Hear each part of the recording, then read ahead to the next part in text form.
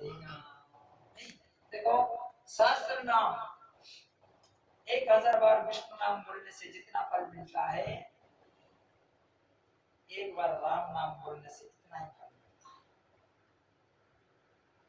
3 बार राम नाम बोलने से जितना फल मिलता है, एक बार कृष्ण नाम बोलने से इतना फल मिलता है।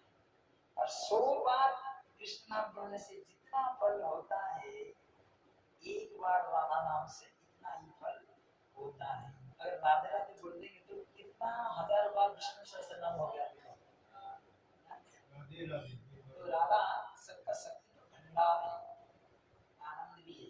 राधे राधे, इसलिए राधे राधे बोलना पड़ेगा। तो